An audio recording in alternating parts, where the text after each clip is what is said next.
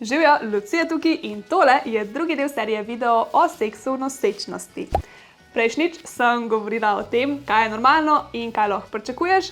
Danes si bomo pa pogledali mite in resnice. Preden pa nadaljujem, nasveti v tem videu ne veljajo v primeru rizične nosečnosti oziroma v primeru, da zdravnik spolnost zaradi kakršnihkoli drugih razlogov odsvetuje.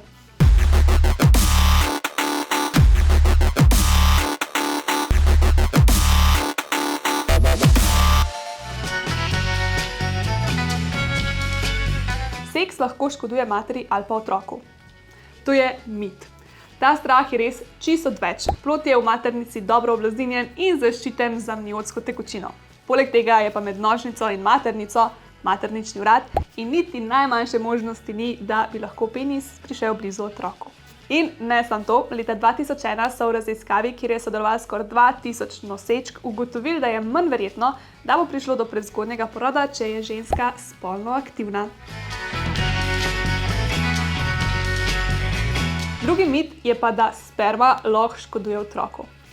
Če gledamo čisto iz fizičnega vidika, je dobesedno nemogoče, da sperma sploh pride v stik z otrokom. Prvo kot prvo, maternico varuje poseben čep sluzi na materničnem vratu, potem je pa plod še zavarovan z dvema membranama.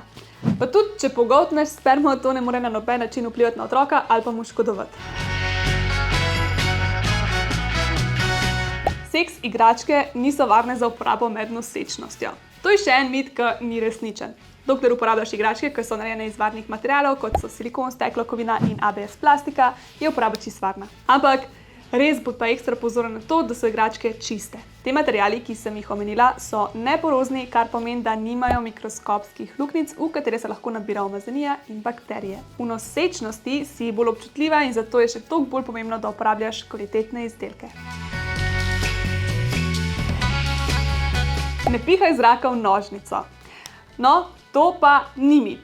Če pihaš zrak v nožnico, lahko pride do zračnega embolizma. To pomeni, da v krvni obtok pride zračni mehurček, ki lahko ogrozi življenje nosečke in otroka. Tako da, karkoli že delata, v nožnico se ne piha. Seks v nosečnosti lahko povzroči krvavitve. Kakor sem že rekla, je seks v nosečnosti razen pri nekaterih izjemah popolnoma varen. Vse se pa včasih, sploh v začetku nosečnosti, lahko zgodi, da pri spolnih odnosih opaziš kri. Razlogov za to je lahko več, ampak najbolj pogosto so za to krivi hormoni. Maternični vrat je bolj prekrvavljen in občutljiv, plus več imaš progesterona. Zaradi progesterona žile postanejo večje, pa tudi bolj krhke in zato hitreje lahko pride do krvavitev. V eni raziskavi so ugotovili, da krvavitve doživlja 15 do 25% žensk v prvih 12 tednih nosečnosti. Tako da, krvavitve so v začetku čisto normalne, ampak vsem se pa o tem pogovori z zdravnikom, da ni slučajno razlog kaj bolj resnega. In to je za danes vse. Hvala za pozornost in ne pozabi lajkati videa, če ti je bil všeč. Če imaš kakršnokoli vprašanje, nam lahko vedno pišeš na e-mail ali pa nas pokličeš. Smo tudi na Instagramu, Facebooku, YouTubeu in TikToku, tako da nam ne pozabi slediti, da ne zamudiš novosti in popustov. Lahko pa nas obiščeš tudi v naših trgovinah v Ljubljani.